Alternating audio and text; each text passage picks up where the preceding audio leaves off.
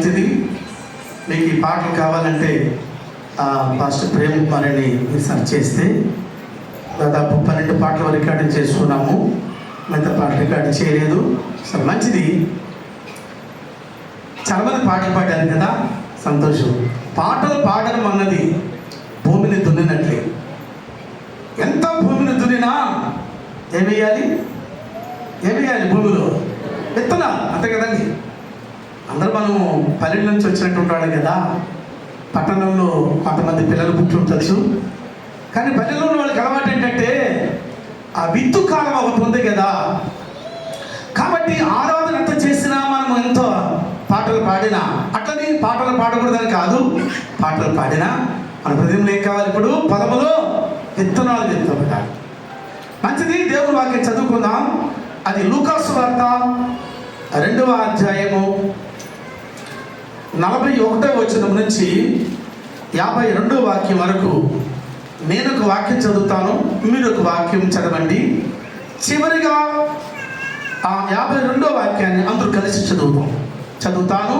41వ వాక్యం.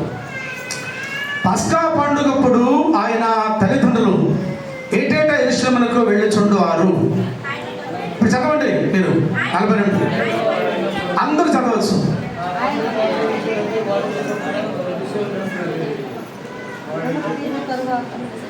ఏం చదవలేదా? రైట్, మంచిది. నేను మరి 43 చదువుతున్నా. ఆ దినములు తీరిన తరువాత వారు తిరిగి వెళ్ళుచుండగా బాలుడైన యేసు యెరూషలేములో నిలిచెను.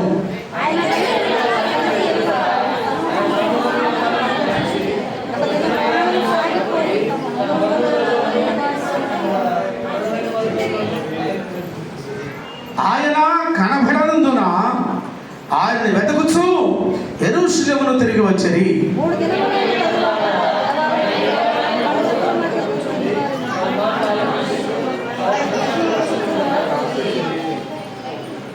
ఆయన మాటలు వినిన వారందరూ ఆయన ప్రజ్ఞకు ప్రత్యుత్తరములను విస్మయము పొందిరి.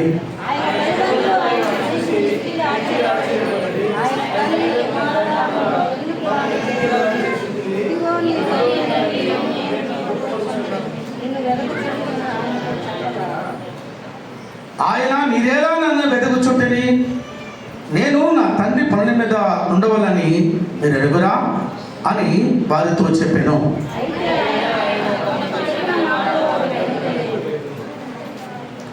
అంతటా ఆయన వారితో కూడా బయలుదేరి నక్షత్రంకు వచ్చి వారికి లోబడి ఉండెను. ఆయన తల్లి ఈ సంగతులన్నీ తన హృదయంలో భద్రం చేసుకున్నాం. ఇప్పుడు 52 అందుకు కలిసి చూద్దాం. యేసు జ్ఞానమందును వయసునందును దేవుని దయందును మనుషుల పేరు వద్దలుచుండెను. రైట్, మంచిది. దేవుడి వాక్య భాగం దీవించి ఆశీర్వదించును గాక. ఆమె చెప్పండి గట్టిగా. మంచిది. యేసు ప్రభువు ఈ భూమి మీద మానవుడిగా జన్మించాడు.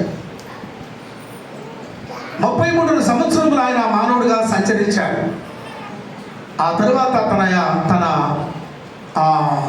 పనిని సంపూర్తి చేసి తండ్రి దగ్గర వెళ్ళాడని మన వాక్యములు గమనిస్తున్నాం ఆయా సందర్భాల్లో. అయితే గమనిస్తాము, ఆయన పుట్టినట్టు ఎవడు ఎప్పుడు ఎక్కడ పుట్టలేదు, ఇంకా పుట్టరు. రెండవది, ఆయన జీవించినట్లు ఎవరు ఎప్పుడు ఎక్కడ జీవించలేదు, ఇంకా జీవించలేరు. మూడవది, ఆయన మరణించినట్లు ఎప్పుడు ఎక్కడ ఎవరు మరణించలేదు, ఇక అటువంటి మరణము అనుభవించలేరు, పొందలేరు. నాలుగవది, ఆయన సమాధి గెలిచి లేచినట్లు ఇప్పుడు ఇంతవరకు ఎవరు సమాధి గెలిచి లేవలేదు, ఇంకా సమాధిలోంచి బయటకు వస్తారు రాబోయే దినములో. కాబట్టి గమనించుదాము, ఆయన శరీరధారి ఉన్నతంలో జన్మించిన తర్వాత ఆయనకు 12 ఏళ్ల వయసు, 12 సంవత్సరాలు. వారు ఏటేటా పస్కా పండుగకు, ఆ పండుగ దినమన యోసేపు మరియలు వారి కుటుంబాలతో కలిసి యెరూషలేమునకు మందిరానికి వచ్చేటువంటి వారు. అది పండుగ దినం.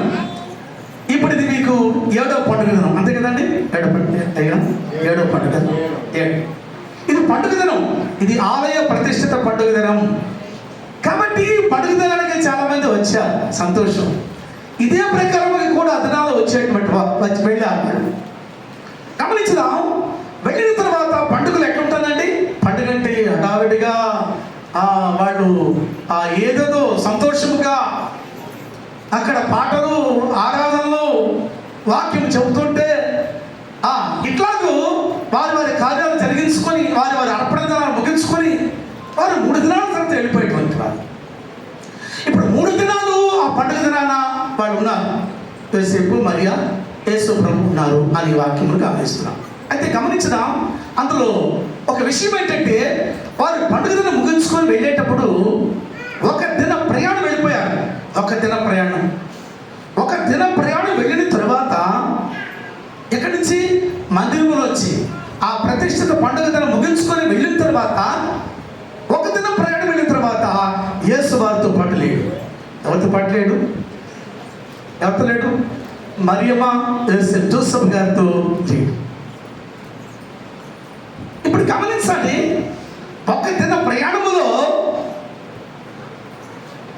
12 సంవత్సరాల వయసైనటువంటి కుమారుని 1 దిన ప్రయాణంలో వారు గమనించలేదంటే ఆలోచించండి. ఎంత ఆశ్చర్యమో కదా! ఎంతో ఆశ్చర్యం. నేటి దినాల్లో ఆలయ పండుగకు వస్తున్న ప్రజలు, దేవుని ఆరాధించడానికి వచ్చే ప్రజలు వస్తున్నారు, పోతున్నారు. కానీ యేసు వారితో ఉన్నాడా లేదన్నది ఒక ప్రశ్న. లేకుండా 1 దిన ప్రయాణం వెళ్ళిపోయారుగా. లేకుండానే 1 దిన ప్రయాణము వెళ్ళిపోయారు. ఇది ఆశ్చర్యం కదండి. మన చిన్న బొడ్డోడు ఒకడు 1 దినం 1 గంట లేకపోతే మనకి ఎట్లా ఉంటుందండి? మన పిల్లోడు, మీ పుట్టిన కుమారుడు, కుమార్తె, వాళ్ళ చిన్న పిల్లలు ఒక్కరోజు గంట కనబడకపోతే ఎట్లుంటుందంటే ఏమయ్యాడు, ఎక్కడున్నాడని వెతుక్కుంటూ తిరుగుతుంటాం. అట్లాంటిది 12 సంవత్సరాల వయసు వచ్చినటువంటి యేసు ప్రభు వారితో ఏంటంటే 1 దిన ప్రయాణం. ఇది మొదటి దినము ఉండగా గమనించుదాము. ఆరాధించే మనకు, లేక వాక్యం వినే మనకు, లేక ఇంతవరకు మన ప్రభువుని ఆరాధించిన మనకు దేవుడు మనతో ఉన్నాడా? దేవుడితో మనతో ఉన్నాడా? సేవకుతో ఉన్నాడు, సంఘంతో ఉన్నాడు, కానీ మనతో ఉన్నాడు అనేది ఒక ప్రశ్న. కాబట్టి యేసు లేకుండా వారి ప్రయాణము దినమైపోయింది. ఇప్పుడు గమనించండి. యేసు లేకుండా ఎన్ని సంవత్సరాలు మన జీవితం గడిచిపోయావు ఒకసారి ఆలోచిస్తే మంచిది కదా.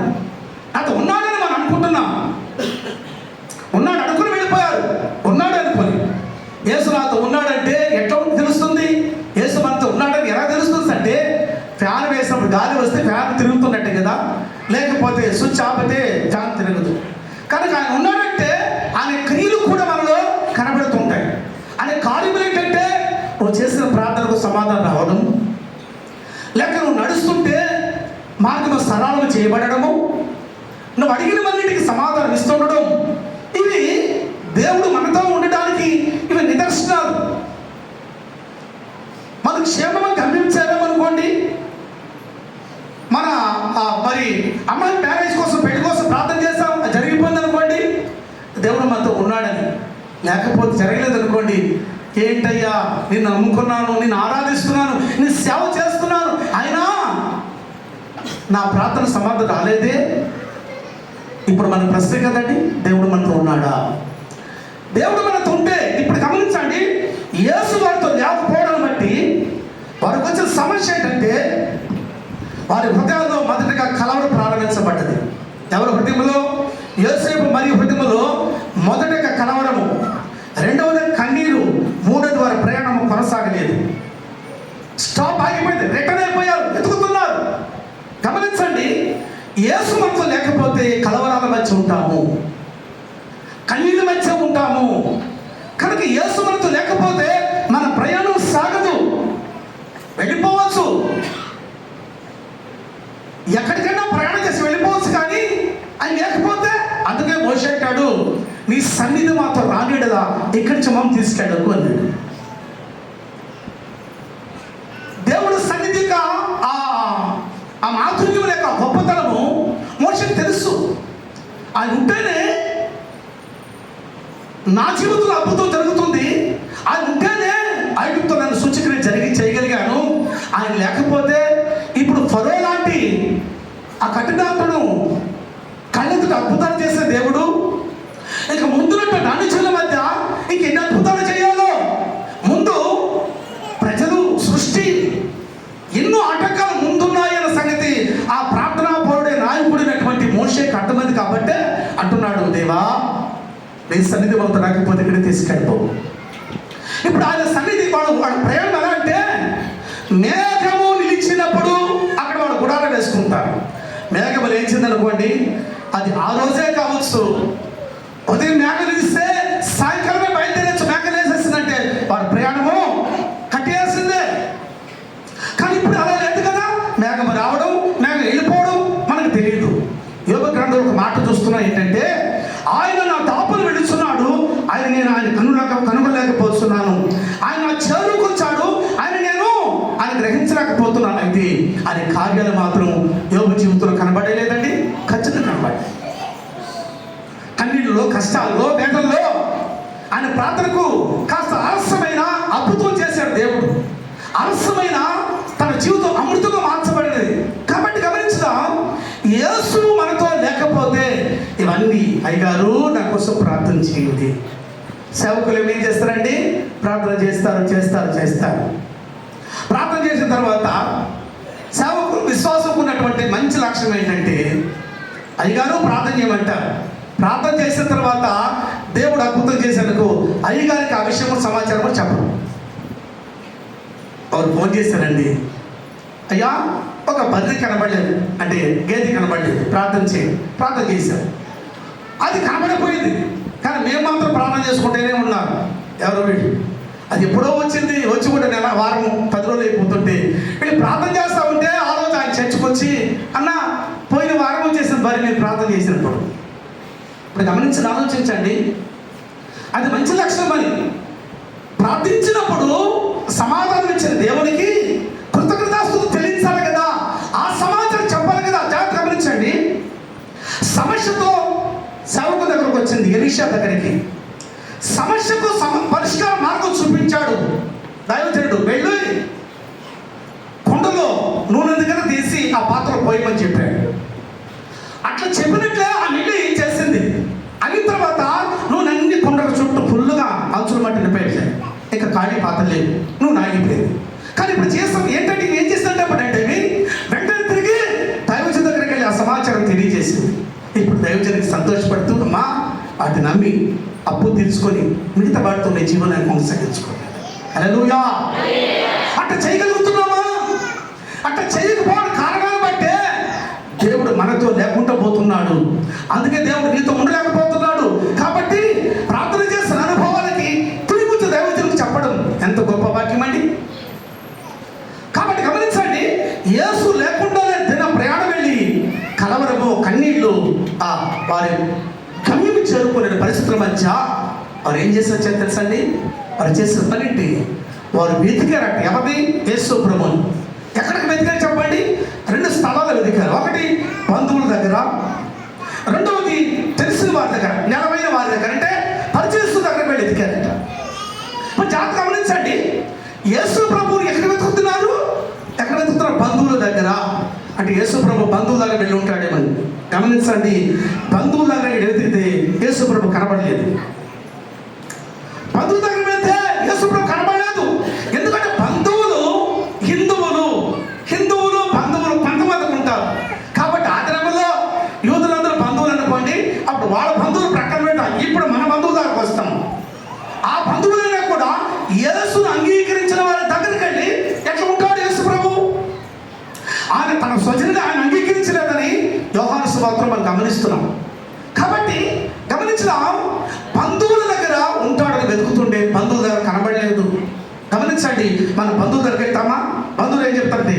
అమ్మా ఈరోజు ఆదివారము, అమ్మాయికి పత్రిక రాస్తున్నాము. పత్రిక రాస్తున్నాము. ఈరోజు ఫంక్షన్ పెట్టుకున్నామా వచ్చేయండి అంటే హ్యాపీగా అయ్యగారికి చెప్పకుండా ఫోన్ ఎత్తకుండా సరే ఈ ఒక్క వారమే కదా ఏంటండి చెప్పండి ఈ ఒక్క వారమే కదా అని అనుకుని అందరూ అంటే కొంతమంది అట్లాగా చేస్తుండే ప్రజలు ఉన్నారు. మరి ఆ పరిస్థితులు ఉన్నప్పుడు అక్కడ బంధువులకు వెళితే యేసు ఉన్నాడా? కనబడలేదు.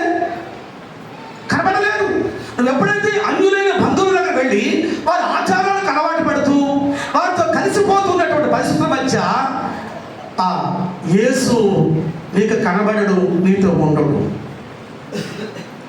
కానీ ఎలా ఇచ్చానయ్యా మా బంధువులుగా మిమ్మల్ని కాదని చెప్పగలమా? మళ్ళీ కాదని చెప్పలేవు.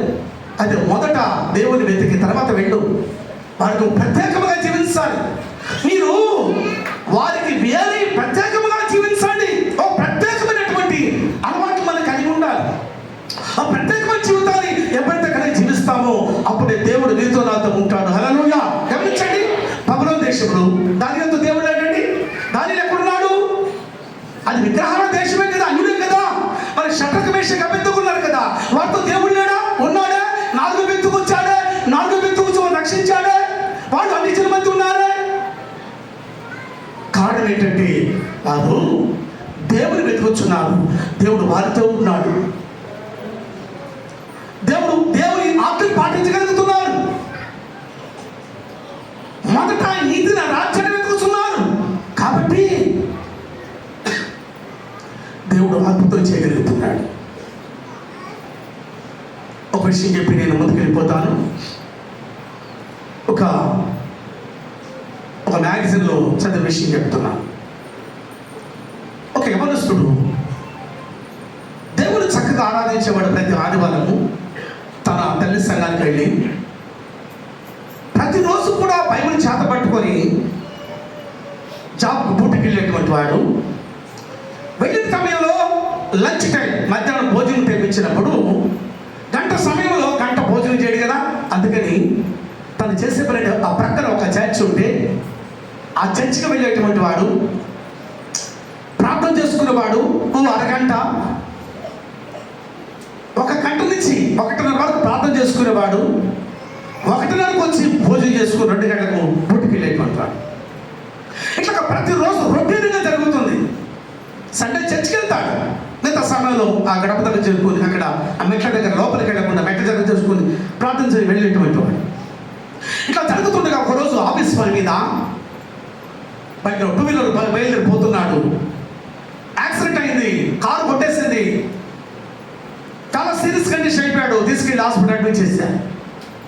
టక్కటక్కలకి ఇతనికి ఏం చేశారంటే ఇక ఆపరేషన్ థియేటర్లో అన్ని సెట్ చేసి ఆపరేట్ చేయడానికి కరెక్ట్గా టైం అవుతుందంటే 1 గంట అయినప్పుడు 1 గంట టైంకి లోపలికి వెళ్ళడానికి వెళ్ళలేకపోతుంది డాక్టర్స్. ఎందుకు వెళ్ళలేకపోతున్నారు అర్థం కావట్లేదు. ఆల్రెడీ ఎంతమంది ఎన్నో ఆపరేషన్ చేశారు, కానీ లోపలికి వెళ్ళలేకపోతున్నారు. ఏంటి అర్థం కాలేదు.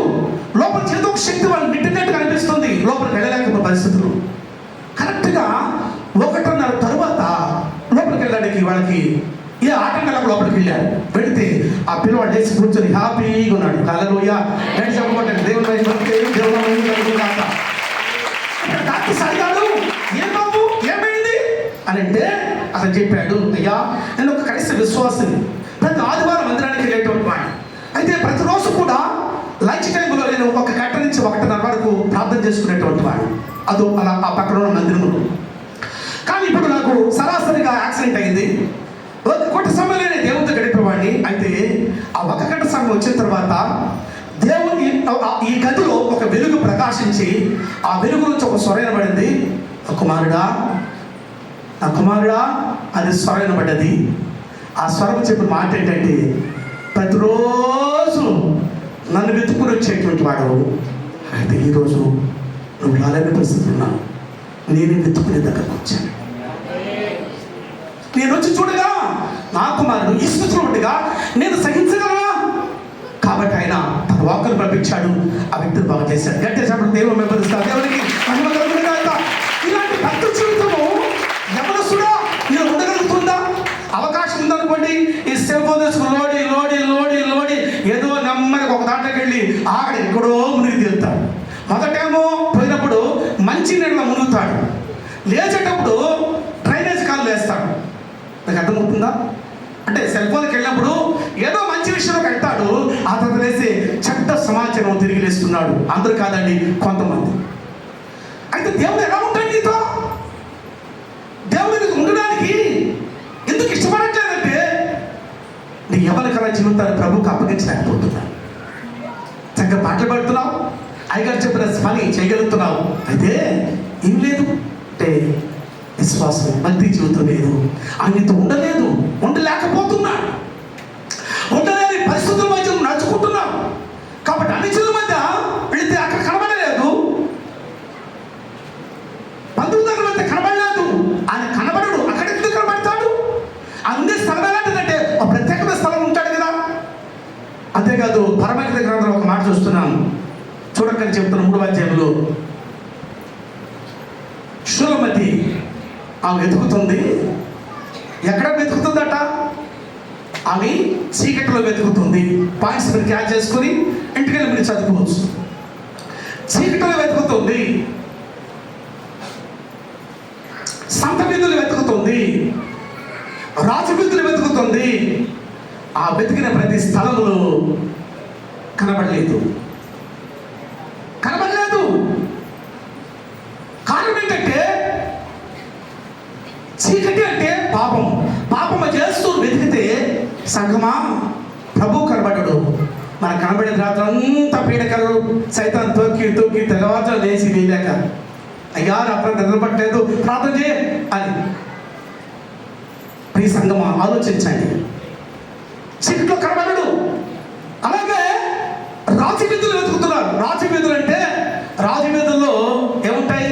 రాజవీధుల్లో రాజకీయాలు ఉంటాయి.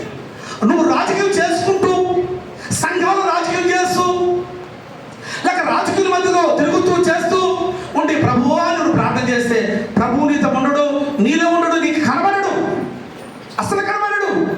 అనుకోవచ్చు పెద్ద సిరి వేసుకొని మెడలు వేసుకొని, లేకపోతే చేతులు ఏదో ప్లాస్టైట్లో వేసుకొని సిరి వేసుకొని పర్సులో ప్రభు ఫోటో పెట్టుకుంటే, వాక్యం పెట్టుకుంటే ఉంటాడా? కారణం ఏంటంటే రాజకీయాలకి వేరే ఉండాలి, చీకటి వేరే ఉంటేనే కనబడతాడు. సంత వీధుల్లోకి వెళ్తే సంత వీధుల్లో కనబడలేదు. కారణం ఏంటంటే సంత వీధుల్లో కనబడలేదు. సంతలో ఏముంటుందంటే, సంతలో వ్యాపారాలు దుర్వ్యాపారాలు ఉంటాయి కదండి. ఆ చిన్న కుమారుడు తన తండ్రి ఆస్తిని పంచుకొని దూరదేశం వెళ్ళి ఏ వ్యాపారం చేశాడు? దుర్వ్యాపారం చేశాడు. అంటే ఏ వ్యాపారం? కాపురాలు కూల్చే వ్యాపారం.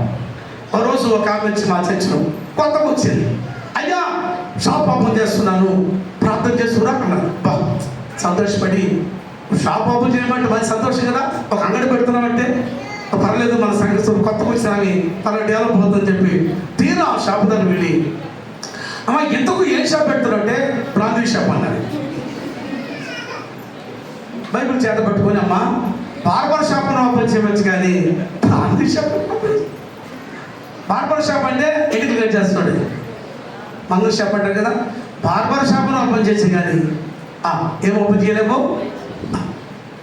ఆమె చర్చికి రావడం ఆగిపోయింది కదా. సరే అట్లా చెప్పి మనం చేయగలమా? చేయడం కుదరదే. కొద్ది రోజుల తర్వాత వ్యాపారం బాగా జోరుగా జరుగుతుంది.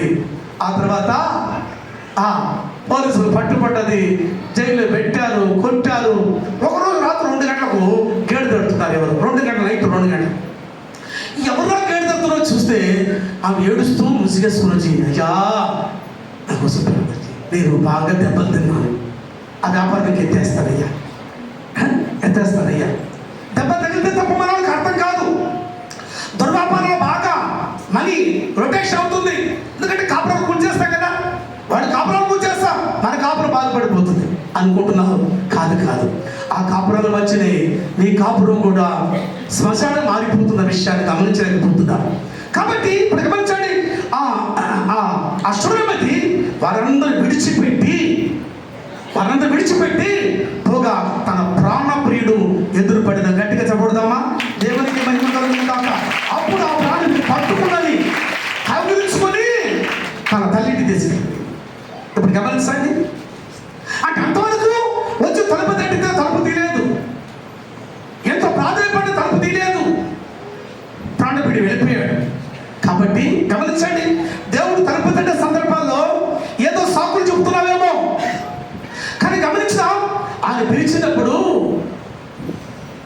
మనం ఆలకించాలి. నీ దాసుడు ఆలకించుచున్నాడు అయ్యా. సమయాలు చెప్పినట్లు నీ దాసురాలు ఆలకించుచున్నానని మనం చెప్పగలిగితే దేవుడు మనతో మాట్లాడుతూ ఉంటాడు.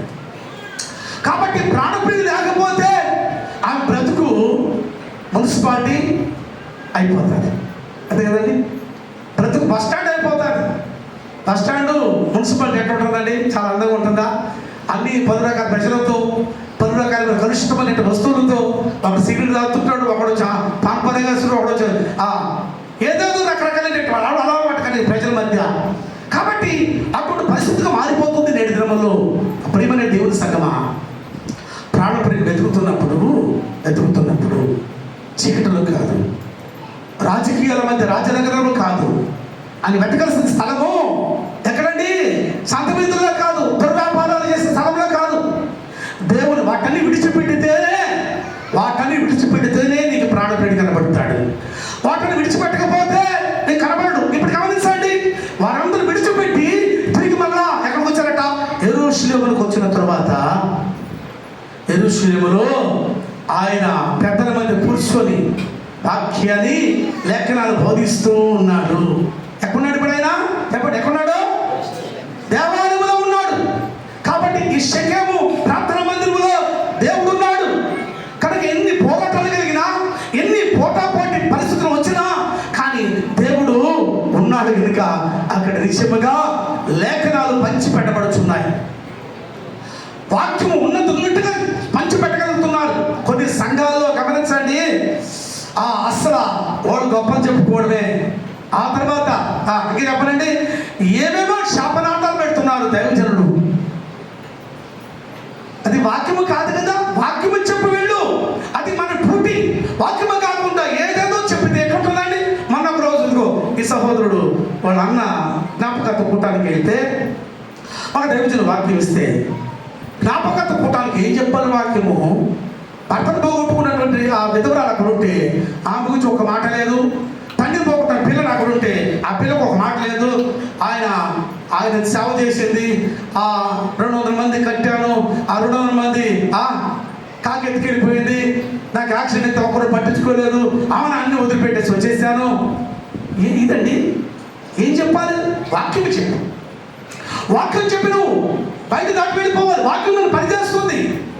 ఒకళ్ళ అనుభవం అంటే ఒక పాయింట్ చెప్పి వెళ్ళొచ్చాము, కానీ ఇక చెప్పిన 1 గంట వారి ప్రసంగంలో అరగంట నీ సోది చెప్పుకుంటే ఇప్పుడు వాక్యం ఎప్పుడు చెప్తావు? నీ సోది చెప్తే ప్రజల్లో మార్పు రాదు. ఏది మార్పు తెచ్చేదంటే జీవం కలిగినటువంటి 2 పదవి ఖడ్గం వాక్యం చెప్పితేనే ప్రజల్లో మార్పు కలుగుతుంది. హల్లెలూయా! అది మార్పు తెచ్చేది. కాబట్టి నా ప్రియమైన వాళ్ళగా ఇప్పుడు గమనించుదాము. ఆయన వాళ్ళు తిరిగి వచ్చిన తర్వాత ఆయన ఎక్కడున్నట్టు దేవాలయంలో ఉన్నాడు. ఆ యవనస్తుడు ఏం తెలుసుకున్నాడంటే, ఆయన దేవాలయం ఉంటాడు, అందుకోసం నేను ఆరాధించడం పెడతాను. ఆయన దేవాలయం ఉంటాడు కాబట్టి అందుకు వాక్యం చెప్తుంది, నరపుత్రుడా, ఇది నా గద్దె స్థలము, ఇది నా పాదపీఠం, కాబట్టి ఈ స్థలంలో నేను ఇక్కడ నివాసం చేస్తాను అని కీర్తనలు చెప్పిన విషయాలు జ్ఞాపకం చేసుకుంటాం. కొంతమంది అయ్యగారు ఈరోజు చర్చికి రాలేదు కానీ లైవ్ పెట్టు, లైవ్. అందుకే నేను లైవ్ కాదు, అసలు వాక్యం పెట్టమండి. ఒకటి తీసి మళ్ళీ ఏదో పెట్టడానికి వీలవుతుంది, కానీ ఇప్పుడు ఇంతవరకు పెట్టలేదు. దాదాపు 15 సంవత్సరాలు సేవ చేస్తున్నాం, ఒక్క వాక్యము కూడా నేను యూట్యూబ్లో పెట్టలేదు. అంటే పెట్టేవాడు తప్ప అని కాదండి. ఇప్పుడు ఏమవుతుంది అంటే డ్యూటీ చేసుకుంటూ ఫోన్ నొప్పని లైవ్ వాక్యం అనుకుంటూ పని చేసుకుంటా ఉన్నాడు. ఇదేంటిది పరిస్థితులు కదా. దైవజనుడు అక్కడెక్కడో ఉంటాడు, ఇక్కడేమో స్క్రీన్లో వాక్యం ఇక్కడ విని, దీంట్లో ఈ టీవీలో వాక్యం వింటున్న ప్రజలు వింటున్నాం. ఏంటంటే చెన్నైలో వాక్యం చెప్తుంటే తడి ఏరియాలో ఒక చర్చ్ ఉంటే 30 మంది చర్చికి వెళ్తారు. ఆ చెప్పే వాక్యం ఫోన్లో జాకి పెడితే వాళ్ళు దీంట్లో వాక్యం వినేసి వెళ్తారు. ఏంటంటే చిత్రం అట్లా ఉండేటట్టుకుంటే యేసు ప్రభు ఎందుకు 12 శిష్యులు తయారు చేసి ఎంతమందిని పంపించాడు? మీ చెన్నై ప్రాంతానికి తామ వచ్చాడు కదండి. ఎందుకు కారణం ఏంటంటే తన సేవ ఆ రీతికి కాదు జరగాల్సింది, తన శిష్యుల ద్వారా విస్తరించాలి. శిష్యుల సంఖ్య విస్తరించినది, దైవ సేవ సమృద్ధిగా జరుగుతున్నది. కాబట్టి నా ప్రియమైన వారా గమనించుదాం, వాక్యము మీ సంఘములో మీ సేవకుల ద్వారా సమృద్ధిగా ఉన్న స్థలంలో ఆ స్థలం విడిచేందుకు ఎక్కడికో పరిగెడుతున్నారు. ఏం ప్రయోజనం? పరిగెడితే ఏమి దొరుకుతుంది? ఏమీ లేదు. గొప్ప చెప్పుకొని అక్కడ 5,000 మంది వస్తారు, అక్కడ ఏసీ వేస్తున్నారు, కుర్చీలోనే కూర్చుంటాము అంటే కూర్చోవచ్చు కాక అక్కడ ఎవరు లేరు. ఎవరు లేరండి? యేసు లేనటువంటి సంఘాలు ఎన్నో ఉన్నాయి. కొన్ని సంఘాలు వారి కులానికే ఒక సంఘము. ఒకరోజు ఒక సంఘానికి వాక్యం చెప్పడానికి వెళ్తే ఆ సంఘంలో ఉన్న రెడ్డిస్ ఆ రెడ్డిస్లో 2 బల్లాలు అంత రోజు ఇటువైపు ఒక బల్ల ఒక పాత్ర, అటువైపు ఒక రొట్టి, ఇటువైపు బల్ల ఒక రొట్టె పెట్టున్నారు. ఇదేంటి 2 పెట్టున్నారు అంటే 2 ఆరాధన జరుగుతాయి అంటే కాదయ్యా, ఇక్కడున్న సంఘం 2 భాగాలు.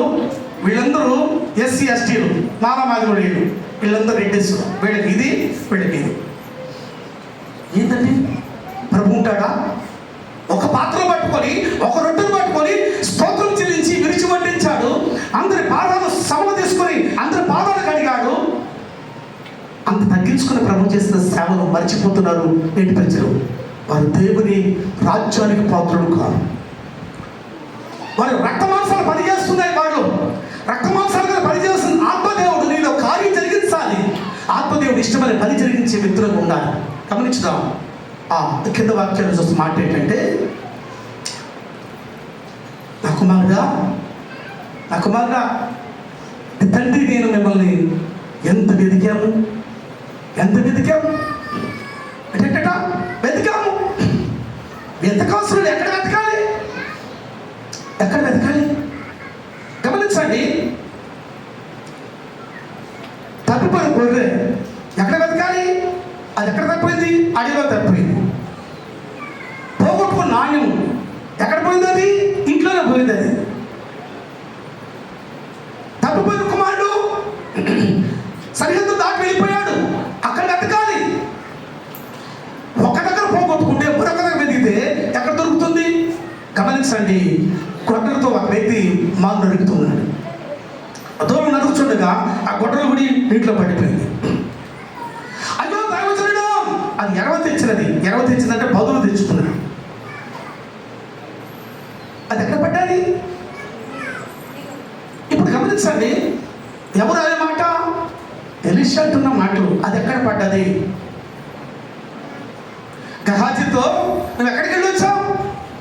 నాకు నీతో రారాదన్నటువంటి దైవజనుడు అది ఎక్కడ పడ్డదని ఎందుకు అడగాలి?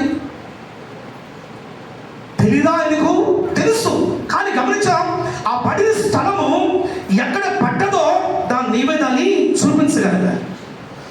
ఎక్కడ పడిపోయిందో దాన్ని గ్రహించగలగాలి. ఆ కట్టు మీద కట్టే ఇనుపు మొత్తు అంటే ఆ గొడ్డలి పిడి ఉంది, దానికి ఇనుపు మొత్తు ఉంది. ఇనుపు మొత్తు పడిపోయిన తర్వాత నీటిలో ఈ కట్టుతో ఏం చేయగలడు? ఏమి చేయలేడు. కాబట్టి విలువైనటువంటి ఆత్మ ఉంది. ఆత్మ పడిపోయిన తర్వాత తిరిగి ఏమి చేయలేము.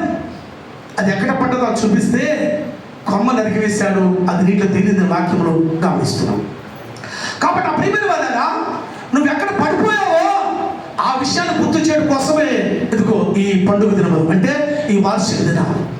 ఈ గడిచిన సంవత్సరం ఎక్కడ పడిపోతున్నావో దానికి ఆయన చూపించగలిగితే ఆయన పడిపోయిన విలువైన జీవితాన్ని, పోగొట్టుకు విలువైన జీవితాన్ని తిరిగి దాన్ని గుర్తు చేసేటువంటి వాడు దేవుడు. ఖచ్చితంగా దాన్ని నువ్వు చెప్పగలగాలి. ఎక్కడ చెప్పాలని? దేవుని దగ్గర నువ్వు దాన్ని చెప్పగలగాలి. దేవుని మందిరంలో విశ్వాసంతో ప్రార్థించగలగాలి. గమనించండి, కొంతమంది సమస్యలు వస్తే వాళ్ళు ప్రార్థన చేయరు. ఏంటండి బాధలు ఎక్కువైపోయినాయి, ప్రార్థన చేస్తాంలే అని ఒక మాట చెప్తాను. మార్టిన్ లూథర్ గారు ఉన్నాడు కదా, మార్టిన్ లూథర్ గారు, ఆయన ఆ దైవజనుడు ఎన్నో సంఘాలు స్థాపించాడు ప్రపంచ దేశాల్లో. ఆయన సంఘాలు స్థాపించిన దినములోనే ఆయనకు సమస్య సంఘంలో తలెత్తినప్పుడు దాన్ని తీర్చుకోలేక ఆ గదిలోకి వెళ్ళి తలుపేసుకొని చాలా డిప్రెషన్లోకి వెళ్ళిపోయాడు. ఆలోచిస్తూ ఉన్నాడు మార్టిన్ లూథర్ గారు. ఉదయం భార్య టీ తెచ్చింది. తలుపు తీస్తే టీ అంటే పెట్టేళ్ళని మాట కూడా చెప్పకుండా అన్నాడు, పెట్టి వెళ్ళిపోయింది. ఆ తర్వాత 9 గంటలకి టిఫిన్ తెచ్చింది. 9 గంటల టిఫిన్ తెస్తే ఉదయకాలం పెట్టిన టీ అట్లా ఉంది. ఉదయం వెంట కూర్చుని అట్లే ఉన్నాడు ఆ మనిషి. అది అయోజనుడు. టిఫిన్ పెట్టి వెళ్ళిపోయింది. మధ్యాహ్నం భోజనం తెచ్చింది 1 గంటకి. ఉదయం పెట్టి టీ ఎలా ఉంది, 9 గంటల పెట్టి టిఫిన్ ఎట్లా ఉంది. మౌను కూర్చొని ఆలోచిస్తున్నాడు. భోజనం అండి అన్నది, పెట్టి వెళ్ళిపోయింది. ఒక 5 నిమిషాల తర్వాత ఉన్నట్లుండి ఆమె బ్లాక్ డ్రెస్ వేసుకుని వచ్చి అతని దగ్గర తలపిసి నిలబడ్డది. ఉన్నట్టు మేలుకొని ఎవరు చనిపోయారు. బ్లాక్ డ్రెస్, బ్లాక్ అంటే మరణానికి గుర్తు కదా. కాబట్టి ఎవరు చనిపోయారంటే యేసుప్రభు చనిపోయాడు. యేసుప్రభు ఎప్పుడు చనిపోయాడు? ఆయన చనిపోయాడు, సమాధి నుంచి లేచాడు కదా, సజీవుడు కదా ఆయన అంటే. కాబట్టి అది తెలుసుకున్న నువ్వు యేసుప్రభు సజీవుడు కాదన్నట్టు, నీ సమస్యకు పరిష్కారం లేదన్నట్టు వదిలిపెట్టే టీ, 9 గంటల టిఫిను, మధ్యాహ్నం పెట్టే భోజనం అట్లే పెట్టున్నాయే. కాబట్టి నువ్వు ఆరాధించే దేవుడు, నువ్వు ప్రార్థించే దేవుడు ఎలాంటి దేవుడు తెలుసా? నువ్వు ప్రార్థించితే సమాధానం ఇచ్చే దేవుడు అని గట్టిగా చెప్పుకుంటా దేవుడు పంపిస్తా. దేవుడికి బాధ్యత. నీ భర్తలు డిప్రెషన్ ఉన్నప్పుడు నీ భర్తను దేవుడు వాక్యాన్ని చెప్పి ధైర్యపరచండి. భర్తలారా, మీ భార్యలు చాలా బాధలు ఉన్నప్పుడు లేఖనాన్ని చెప్పి ధైర్యపరచండి. మన దేవుడు ఎలాంటి వాడంటే ప్రార్థించిన ప్రార్థనకు సమాధానం ఇచ్చే దేవుడు. ఆయన సొక్కని ప్రార్థించిన దేవాలయంకి వచ్చాడు. ఆయన ప్రార్థన ఆలకించలేదా? నా మందిరము సమస్త జనుల ప్రార్థనా మందిరము. ఈ ప్రార్థనా మందిరములో మీరు ఆనందించుతారు. ఎప్పుడు నువ్వు ప్రార్థించితే ఆ ప్రార్థన సమాధానం వచ్చే దేవుడు. ప్రార్థన చేయకుండా అట్లాగే ఉంటే నీ ప్రార్థన సమాధానం ఎక్కడ వస్తుంది? ఆలోచించండి. ప్రార్థనకు సమాధానం వస్తుందా? కాబట్టి ప్రార్థన అన్నది ఏకీభవించాలి. చూడండి, శిష్యుడి కోటలో ఎస్తరు రాజు దగ్గర వెళుతున్నప్పుడు మొర్దెకై చెప్పి మాట ఏంటంటే, నా కొరకు మీరు ఉపవాసం ప్రార్థించండి. నేను రాజు దగ్గర వెళ్ళడానికి న్యాయ వ్యతిరేక్తమైనప్పటికీ నేను నా చెలికెత్తును ఉపవాసముని ప్రార్థించుతాను. అంటే గమనించండి, కొంతమంది ఉపవాసం అంటే చాలా కష్టం. దేనికైనా ద్రోహం చేస్తాం, కానీ దీనికి మా ద్రోహం చేయమండి. ఇదేంటంటే మధ్యతర సముద్రం ఇది, మధ్యలో సముద్రం ఇది. దీనికి లేకపోతే ఆరట్లు పారట్లు అయిపోతాయి, చెమట్లు పడతాయి. దేనికి లేకపోయినా ఈ మధ్యధర సముద్రం మాత్రం నాకు వేసేయాలి. ఎందుకంటే షుగర్ బీపీలు కదా, పాపం టైం అయిపోతుంది. కాబట్టి అప్రియమైన వారు గమనించండి, ఒక పూట ఆహారం కట్టి పెట్టండి. ఉపవాసం అంటే అర్థం ఏంటంటే ఉపేక్షించి వాసము చేయడం. ఉపవాసం ఉంటూ అయ్యా నేను ఉపవాసం అని చెప్పి రోజంతా పని చేసుకుంటే అది ఉపవాసం కాదండి. ఉపవాసం అని చెప్పి గ్లాసు పాలు తాగితే అది పెద్ద ఉపవాసం కదండి. మనిషి ఎట్ట ఉన్నాడు ఉపవాసం 40 దినాలు. పాలు తాగాడా, అటుపల్లి తీసుకెళ్ళాడు, అక్కడికైనా కొడవ మీదకు దేవుని సన్నిధిలో శక్తి పొందుకున్నాడు. తిరిగి వచ్చేటప్పుడు 40 దినాల నుంచి తిరిగి వచ్చేటప్పుడు ఎట్టొచ్చాడండి? మామూలుగా సోలిపోయి వచ్చాడా? కాదు, 2 రాతి పలక పట్టుకొని అంటే 10 నాగులను రాతి పలక పట్టుకొని టక్ టక్ టక్ అని దిగాడంటే అంత బలం ఎక్కడి నుంచి వచ్చిందంటే దేవుని సన్నిధిలో ఉన్న శక్తి అతను పొందుకున్నాడు. హల్లెలూయా. కాబట్టి ఇన్ని విషయాలు వింటున్నాము, కానీ మనము ఉపవాస ప్రార్థన అంటే కొంతమంది రారు. ఉపవాస ప్రార్థన అంటే దయ్యాలు పట్టుకున్నాడు, వ్యాధులు పట్టుకున్నటువంటి వాడు మాత్రం కొంతమంది వస్తుంటారు అనుకుంటా.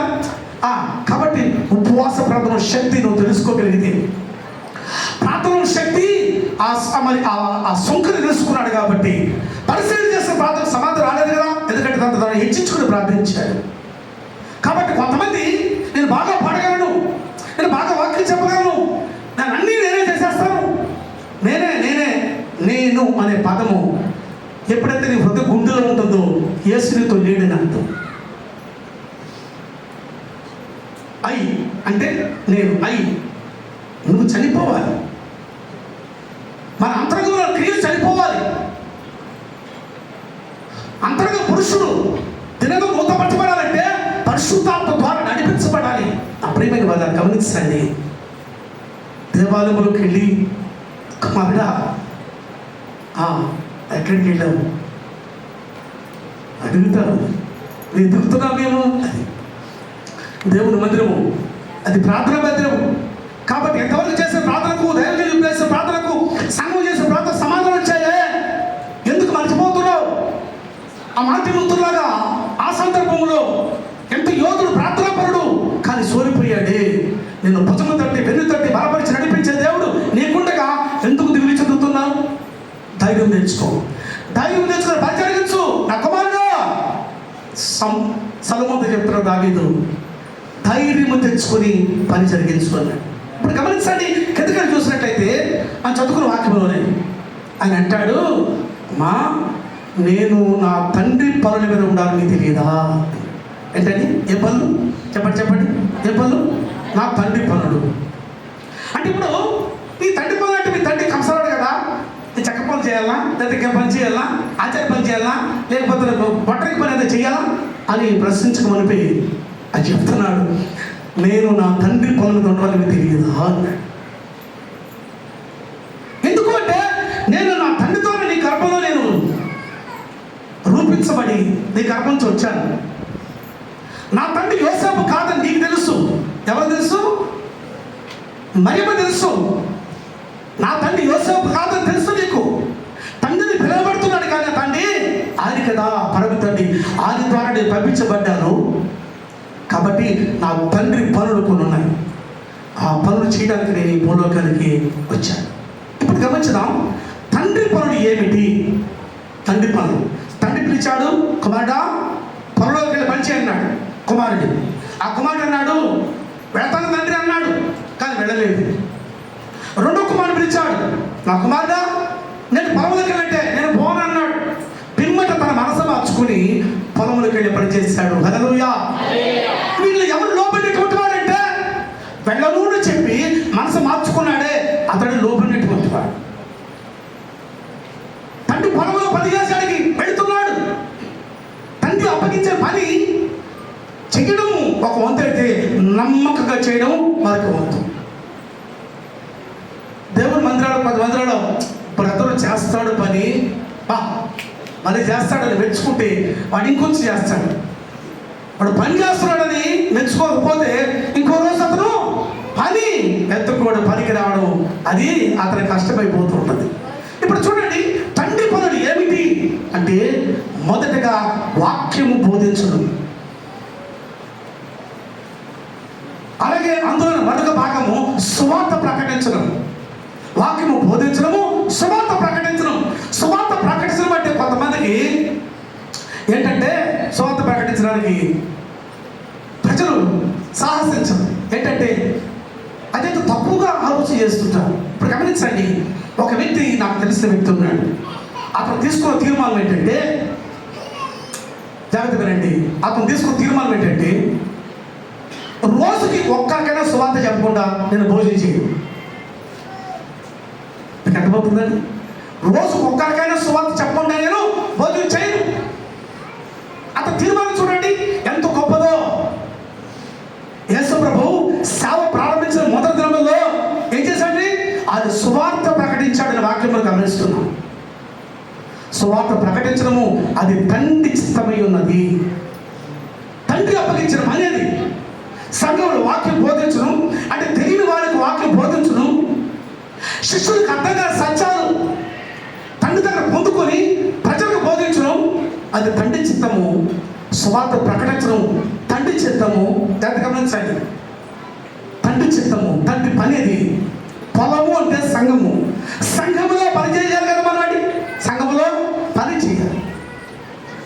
అన్నిటికీ ముందుంటారు కానీ సంఘంలో పని చేయడం మాత్రానికి వెనుకుంటారు. గమనించండి, ఒక వ్యక్తి ఉన్నాడు, అతని పేరు సురేష్. అతను చాలా మంచి యవనస్తుడు, చక్కగా చదువుకున్నాడు. చదివిన తర్వాత అతనికి కలెక్టర్ జాబ్ వచ్చింది. నిజంగా జరిగిన సంఘటన, కథలు కాదు నేను చెప్పాను, కథలు చెప్పను. జాబ్ వచ్చిన తర్వాత 1 year తర్వాత తిరిగి వస్తున్నాడు ఇంటికి. పాస్టర్ గారు ఫోన్ చేసి, అయ్యారు నేను వస్తున్నాను, మన సంఘంలో అందరూ చూస్తాను అని చెప్తే సంఘంలో అనౌన్స్ చేశాడు. ఇప్పుడు గమనించండి, సురేష్ వచ్చాడు, ఇంటికి వచ్చాడు, ఇంకా రాలేదు అనుకుంటుంటే ఏంటి ఈయనేమో ఫ్లెక్సిబుల్ కొట్టి పెట్టేశాడు. కలెక్టర్ సురేష్ గారు వస్తున్నాడని చెప్పి అన్ని సన్మానాలు పెట్టేశాడు. మరి సురేష్ గారు కనబడలేదు, ఎక్కడో రాలేదని చెప్పి ఫోన్ చేస్తే ఫోను ఎత్తి, అయ్యగారు ఇక్కడే ఉన్నాను చర్చి దగ్గర అన్నట్టు. చర్చి గారు ఎక్కడ ఉన్నావయ్యా? అతను ఇక్కడే ఉన్నాను. ఫోన్ మాట్లాడితే చెప్పులు స్టాండ్ దగ్గర చెప్పులు ఎత్తి పెడుతూ ఉన్నాడు. ఎవరండి? అదే నీకు కదా కలెక్టర్ జాబ్ అయితే, ఓ ఎమ్ము ఇక మేము పట్టలేమండి, మీ దగ్గర మేము సిలిండర్ కొడుతూ దుఃఖపోయాడు. అదే పని చేసే విషయంలో ఏ తక్కువ పనైనా ఏ ఎక్కువ పనైనా దాన్ని చెప్పిన పనిని, అది అసహించుకునే పని చెప్పిన పని చేసేటువంటి ఆ పని నువ్వు చేయగలుగుతున్నావు. నీ దైవజనుడు చెప్పిన పనులు కొన్ని చేయగలుగుతావు, కొన్ని చేయలేకపోతున్నావు. ఎందుకంటే నీ మనసులో అది గిల్టీగా, అది తక్కువగా ఆలోచిస్తున్నావు. నేను గుంటూరు హాస్టల్లో పాస్టర్ ట్రైనింగ్ చేసినప్పుడు ఆ పాస్టర్ ట్రైనింగ్ అంటే నేను ఏమనుకున్నానంటే బాగా మంచి కూర్చోబెట్టి బాగా వాక్యం బోధిస్తారని వీళ్ళు అనుకున్నాను. అక్కడ పోతే మీలాగా నమ్మకం కింద కూర్చోబెట్టాను. ఏంట్రా మేము సేవకులను కూడా లేదని ఆలోచన చేసుకుంటున్న వాక్యం వింటున్నాం. ఆ తర్వాత తెల్లవారు 4 గంటలు అయిపోయారు. ఇదేంటో 4 గంటలు చెప్తున్నాడు అంటే 4 to 5 స్తోత్ర ప్రార్థన. ఎట్లాగా మనగా కూర్చో గంట సేపు మోకాళ్ళ మీద ప్రార్థన చేయాలి. ఎవరు? సేవకులు. కొంతమంది మోకాళ్ళు వాచిపోయి ఫీజు తీసుకొని వెళ్ళిపోయారు. 500 రూపాయల ఫీజు క్యాబ్ ఊరికి పెట్టారు. గమనించండి, అప్పటికే అనుభవం కలిగిన వాళ్ళకి నిలబడగలుగుతున్నారు, అనుభవం లేనాడు దౌడో పరిగెట్టేస్తున్నారు. ఆ తర్వాత గమనించండి, ఇంచుమించు సేవకులు 500 మంది ట్రైనింగ్ చేస్తున్నప్పుడు దాదాపుగా 40 బాత్రూమ్లు ఉన్నాయి గుంటూరులో. 40 అంటే ఆ పాత మంది అటు సైడ్ ఆఫీస్ వెనక ఆ 40 బాత్రూమ్లు ఫుల్గా నిండిపోయాయండి. సార్ నిండిపోతే మేము ఏమనుకున్నాం నిండిపోయని చెప్పి కంప్లైంట్ చేసి రాజని చెప్పాం. రాజని చెప్తే అన్నాడు, సరే మరుసటి వస్తే చర్చ ఆ సేవకులు అనౌన్స్మెంట్ చేశాడు. ఈ 200 మంది వాళ్ళకి వంతులు వేస్తున్నారు. ఒక 100 మంది ఒకరోజు 100 మంది ఒక బాత్రూమ్ క్లీన్ చేయాలి అని చెప్పి ఒక్కరు షెడ్యూల్ వేసారు. ఇప్పుడు గమనించండి, అక్కడికి వెళ్ళిన తర్వాత ఏమైనా ఇస్తారా? షెఫ్ పెట్టి ఏం కాదు, అట్టే పోయి బకెట్తో పెట్టంతా ముంచి బయట పోయాం. ఏంటంటే వసూలు చెయ్యాలి, వచ్చి దేనికోసం? అక్కడ కొంతమంది వెళ్ళిపోయారు. నేను ఎవరు అనుకున్నాను, మా నాన్న గవర్నమెంట్ జాబ్ చేసేవాడు, ఏడకొచ్చి పెంటెట్టమని వీళ్ళు అని చెప్పి సేవ చేయలేకపోయారు. వాడు పేరు నాకు తెలుస్తుందని చెప్తున్నాను. కాబట్టి గమనించండి, సేవలకు వచ్చిన తర్వాత ఏ తక్కువ పని చేయాలి, ఏ ఎక్కువ పైన తండ్రిని అప్పగించే పని ఉన్నది. మందిరంలో పనులు, అది స్వార్థ పని అయినా దేవునికి అప్పగిస్తే స్వార్థ చేయడం, ఒక్కరికైనా స్వార్థ చెప్పి ఇప్పుడు మీకు మాట చెప్తున్నాను. మీరు ప్రభుని నమ్ముకొని ఇక్కడికి 6వ సంవత్సరం అయింది, 7వ సంవత్సరం ప్రవేశిస్తున్నాం. ఈ 7వ సంవత్సరం పోయిన తర్వాత జాగ్రత్త గమనించండి, 7వ సంవత్సరం తర్వాత ఎప్పటి నుంచి మీరు పాత క్రైస్తవులు ఉన్నారు తెలియదు, కానీ ఎంతమంది ఇన్నాళ్ళు సంపాదించింది మందిరం తీసుకొచ్చారు చెప్పగలరా? అయ్యా నేను ఒక 10 ఆత్మలు సంపాదించాను అయ్యా చెప్పగలవా? చెప్పడానికి కొంచెం ధైర్యం చాలలేదు. అయ్యా నేను స్వార్థ ప్రకటిస్తున్నాను చెప్పగలిగి కొంతమంది ఉన్నారా? చేతులతో కొంతమంది ఎత్తొచ్చేమో కానీ అందరూ ఎత్తలేని పరిస్థితులు ఉన్నారు. కారణం ఏంటి తెలుసా? దేవుడు తండ్రికి అప్పగించిన పని నువ్వు చేయలేకపోతున్నావు. ఈ తండ్రి అప్పగించిన పని చేసేస్తున్నావు, ఏదో 1-2 కానీ కొన్ని పనులకు సాగు చెప్పగలుగుతున్నావు. కానీ గమనించిన ప్రియమైన ద్వారా తండ్రి అప్పగించే పని యేసు ప్రభువు చివరిగా అప్పగిస్తూ చెప్తున్నాడు, తండ్రి నా ఆత్మని చేతికి అప్పగిస్తున్నాను చెప్పి చివరిగా ఆ సమాప్తం అంటే ద ఎండ్ అని చెప్పి ఆయన కేకవేస్తూ గట్టిగా చెప్పకూడదామా? యేసయ్యకి మహిమ కలుగును గాక. ఆయన తండ్రి పనులు చేశాడు. తండ్రి పనుల్లో కొన్ని కష్టాలు నష్టాలు ఉంటాయి, వాడు చేయాల్సిందే. ఇప్పుడు గమనించండి, ఆ చివరిగా వాటి చూస్తే నేను ముగిస్తున్నాను. చదవండి 50వ వాక్యం కదా, 50 చదువుతున్నాను. అయితే ఆయన తమతో చెప్పిన మాట వారు గ్రహింపలేదు. అంతటా ఆయన వారితో కూడా బయలుదేరి నజరేతుకు వచ్చి వారికి లోబడి ఉన్నారు. గమనించండి, ఇప్పుడు యేసు ప్రభు వారితో వెళ్ళిన తర్వాత వారి కన్నీళ్ళు తొలగించబడ్డాయి, వాళ్ళ కలవరాలు తొలగించబడ్డాయి. ఇప్పుడు వాళ్ళ ప్రయాణం కొనసాగింది. ఆగిపోయిన ప్రయాణం కొనసాగడానికి దేని వల్ల ఆగిపోయిందో అర్థం ఆయన వారితో రాగా వారి ప్రయాణం ఎక్కడికి వెళ్ళింది? నజరేతుకు వెళ్ళింది. హల్లెలూయా. కాబట్టి నిజంగా ఈ రాత్రి నువ్వు తిరిగి వెళుతున్నప్పుడు యేసు నీతో రావాలి. షోలమిత ఆయన పట్టుకుని తన తల్లికి తీసుకెళ్ళినట్టుగా ఈ మరియమ్మ యోసేపులు యేసును తీసుకొని నజరేతుకు వెళ్ళినట్టుగా మీ ఇంటికి వెళుతున్నప్పుడు యేసు లేకుండా నువ్వు వెళ్ళకూడదు. ఇప్పుడు గమనించండి, మరొక మాట చదువుతాం. ఈ మాట చదివి ముగించుకున్నాం. యోహాను సువార్త 6వ అధ్యాయం 21వ వచనం చదవండి, చదివి ముగిస్తాం. నాకే చేస్తాను, ముగిస్తున్నాను, ముగింపుకు వస్తున్నాను. యోహాను సువార్త 6వ అధ్యాయం 21వ వచనం. కొన్ని రెఫరెన్స్ నేను చూడమని చెప్పాను, కానీ అవన్నీ మీకు తెలుసుంటాయనే ఉద్దేశంతో నేను బైబిల్ తిరగలేదు. చదవండి.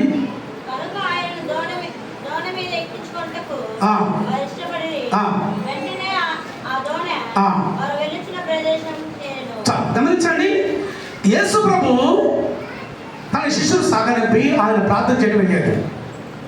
సముద్రం తుఫాను వచ్చేసింది, గాలి తుఫాను ఎదురైంది, వారు చాలా కష్టపడుతున్నారు. ఆయన సముద్రం నడిచి వస్తున్నాడు అని గమనిస్తున్నాం. ఇప్పుడు ఆలోచించండి, వారు ఎదుర్కొన్న సమస్య ఏంటంటే 3 రకాల సమస్యలు ఎదుర్కొన్నారు. ధోనిలో ఉన్నారు. మొదటి సమస్య ఏంటంటే, మొదటగా ప్రక్క నుంచి గాలి వచ్చింది. గాలి ఎక్కడి నుంచి వస్తుందో పైనుంచి రాదు, ప్రక్క నుంచి గాలి వస్తుంది. పైనుంచి వచ్చినట్టు ఉంటుంది కానీ ప్రక్క నుంచి గాలి వస్తుంది. ఫ్యాన్ కలిగితే పైనుంచి వస్తుంది. రెండవది సమస్య ఎక్కడ వచ్చిందంటే పైనుంచి వచ్చింది, అంటే తుఫాను స్టార్ట్ అయింది. మూడో సమస్య ఎక్కడ స్టార్ట్ అయిందంటే సముద్రములో నుంచి అలల చేత ఆమెను బద్దలే పరిస్థితి వచ్చింది. 3 రకాల సమస్యలు ఎదుర్కొన్నారు. ఈ 3 రకాల సమస్యలతో ఎదుర్కొన్న సంగమా ఆలోచించు. పైనుంచి వచ్చే సమస్య ఏంటంటే దురాత్మ సమూహంతో మేము పోరాడుతున్న మనుషులతో కాదు, వాయుమండల అధిపతులతో పోరాడుతున్నాం. అంటే పైన వాయుమండల అధిపతి ఉన్నాడే వాటితో పోరాడుతున్నాం. సాతాను బట్టి శోధనలు సమస్యలు ఎదుర్కొంటున్నాం. సంఘమైన సేవకులైన కొన్ని ఎదుర్కోవాల్సిందే. మేము అపాధ తంత్రాలు ఎదుర్కొనేవారు కామంటాడు పౌలు. దాన్ని ఎదుగుతూ వాటిని ఎదుర్కోవాల్సిందే మొదటిగా. రెండోది ఏంటంటే ప్రక్క నుంచి గాలి వస్తుంది కాబట్టి నేనే బాగున్నాను, ప్రక్కనోడు గురించి సమస్య వచ్చింది. ప్రక్కనోడే 3 అడుగులు ఆక్రమించుకున్నాడు. ప్రక్కనోడే నేను ఎదగడం వారలేకపోతున్నాడు. ఈ ప్రక్కనోడే ఇంకో డబ్బులు పడితే ఈ వారాలు వేరే చెప్తాను. జస్ట్ నేనే తప్ప వాయించాలి, నేనే కీబోర్డ్ ప్లే చేయాలి, నేను ఉండాలి. గమనించండి, మరొక వ్యక్తి ఎడగకుండా పోవడం కారణం ఏంటంటే ప్రక్రమాన్ని బట్టి ఆ మనిషి ఎదగడు. కాబట్టి ఈ రాత్రి పూట ప్రక్రమాల గురించి సమస్యల చేత ఎంతో మంది కృంగిపోతున్న పరిస్థితుల మధ్య ఇక్కడ సంఘంలో ఉన్నారు. సైతాన్తో ఎదుర్కొనే పరిస్థితులు. అందుకే వారు సముద్రంలో వారు అతనికి చేరుకోలేదు, వారు వెళ్ళే స్థలానికి వెళ్ళకపోతున్నారు. విశ్వాసం కొనసాగకపోతున్న కారణం ఏంటంటే పైనుంచి సాతాను సమస్య, ప్రక్కన సేవకుల సమస్య. ఇక్కడ చర్చ అయితే 4 అడుగులో ఇంకో చర్చ కడతాడు ఒక వ్యక్తి. అదేమి దర్శనమో నాకు తెలియదు కానీ ఏం బ్రదర్ అంటే దేవుడు నాకు దర్శనం ఇచ్చాడు అంటాడు. ఇది అబద్ధ దర్శనమో దొంగ దర్శనం తెలియదు కానీ దేవుడి చేతి కాదు, అతనే వెళ్ళి కట్టాడు అని అర్థం. దేవుడు దర్శనమిస్తే అంటే ఎప్పుడు కదా కదండి. గమనించండి, మందిరం లేని చోట 6 కిలోమీటర్ దూరం తర్వాత యెరూషలేము జమాయ మార్గంలో ఎంత ఆమడ దూరం ఉందో ఇంచుమించు 6 కిలోమీటర్లు అంత దూరంలో ఒక మందిరం కట్టాలి. మాకు 7 సంఘాలు ఉన్నాయి. 7 సంఘాలు మందిరం లేని చోట కట్టుకుంటాం. మేము గట్టిన సంఘాలు కడుతున్నాడు తర్వాత విషయం. ఆ తర్వాత 6 కిలోమీటర్ డిస్టెన్స్లో మందిరం కడతాం. ఒకవేళ మందిరం ఉన్నా 6 కిలోమీటర్లు తీసుకుని ప్రక్కన మందిరం ప్రారంభిస్తాం. ఎందుకంటే వాక్యం మందిరం కట్టుకోకపోతే ఈరోజు సంఘం ఎక్కడ నిలబడుతుంది? కట్టచ్చు కాకవాడు వాళ్ళ బంధువులు భాగము అండబలం, ఖండబలం, రౌతుబలం ఉంటాయి కదండి. అండబలం అంటే అన్నదమ్ముళ్ళు బంధువులు, ఖండబలం అంటే బలవంతుడు బాగా ఎవరొస్తారు ఉంటాడు. ఇట్లాగ బలాలు పెట్టుకొని సేవ చేయొచ్చు కానీ దేవుడు ఇష్టపడే పని కాదు. అటు సంఘానికి పరిగెత్తుకొని పోవడానికి మీరు సమర్థించకండి, సాహసించకండి. ఇప్పుడు గమనించండి, ఆలోచించండి. కాబట్టి ఇప్పుడు ప్రకృతి సమస్య చేత చిక్కుకుపోతున్న ప్రజలారా ఆలోచించండి. ఇప్పుడు 3వ సమస్య ఏంటంటే కింద నుంచే వస్తుంది. క్రింద నుంచి అంటే మీ కుటుంబంలోనే నీకు సమస్య ప్రారంభించబడుతుంది. అయ్యా నాకు సమస్య కదా, నా భర్తే నాకు ఆ సమస్య నిలబెట్టాడు. సో నా భార్య నాకు సమస్య నిలబడ్డది, నా పిల్లలే నాకు సమస్య నిలబడ్డారు. కాబట్టి గమనించండి, ఈ సమస్యల చేత చితికిపోతున్నటువంటి ఆ శిష్యులను ఆయన చూసి నీటి మీద నడిచి వచ్చి గాలిని సముద్రాన్ని గద్దించాడు. గద్దించిన తర్వాత గమనించండి, ఇప్పుడు గమనించండి, అంతవరకు చాలు. కానీ ఇప్పుడు తర్వాత ఏంటంటే ఆయన తోలులోకి ఎక్కించుకోవడానికి వారు ఇష్టపడ్డారు. అప్పుడు ఆ ధోని అద్దరు ఇచ్చారు. గట్టిగా చూడదామా? గట్టిగా అద్దరు చేరుకున్నారు. గమనించండి, గమనించండి, ఈ ధోనిలో, హృదయమైన ధోనిలో, నీ కుటుంబమైన ధోనిలో, సంఘమైన ధోనిలో యేసుని ఎక్కించుకోకపోతే, ఎక్కించుకోవడానికి ఇష్టపడకపోతే చేరుకున్న కోరు కోసం అద్దరికి చేరుకోవడానికి కుదురుతూ సముద్రంలోనే చితికిపోయే పరిస్థితులు వస్తాయని తెలుసుకొని అతనికి చేరుకోవాలన్నా, నజరేతుకి వెళ్ళాలన్నా ఆయన మీతో రావాలి. ఆ మీతో ఎక్కించుకోవడానికి మీరు ఇష్టపడి ప్రభువును ప్రార్థించగలిగితే తప్పకుండా ఇష్టాన్ని అంగీకరించిన దేవుడు మీతో వస్తాడు, మీతో ఉంటాడు, మీ జీవితంలో గొప్ప అద్భుతం చేస్తాడు. దేవుడు వాక్యం దీవించి ఆశీర్వదించింది కాక.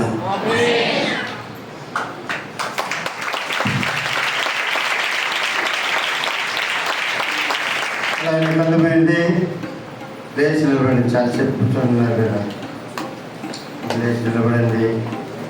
పరిశుద్ధాత్మ దేవుడు అభిషేకులు మనకు పని చేసుకుని మనందరితో మాట్లాడినాడు. ఇంకా మనమందరం కూడా దేవుని వైపు చూద్దాం. హల్లెలూయా, హల్లెలూయా. అదనో తిరుగుదాం. హల్లెలూయా, హల్లెలూయా. యేసయ్య లేకుండానే ఎదిగినాడు. ఆయన తల్లిదండ్రులు ఒక దినం అంతా ప్రయాణం చేసినట్లుగా మనం చూస్తున్నాం. నేను పిల్లలు, యేసు లేని ప్రయాణము అది సమస్యలతో కూడినటువంటి ప్రయాణము, అది కలవరాలతో కూడినటువంటి ప్రయాణము, అది కన్నీటితో కూడినటువంటి ప్రయాణము. యేసు నీతో ఉన్నట్లయితే, యేసు నీతో కూడా నడిచినట్లయితే నీకు కలత అనేది కనిపించదు, కొరత అనేది కనిపించదు, క్షామం అనేది కనిపించదు. దేవుని వైపు చూద్దాం. మా గొప్ప దేవుడా నీకు స్తోత్రాలు, మా పరిశుద్ధుడా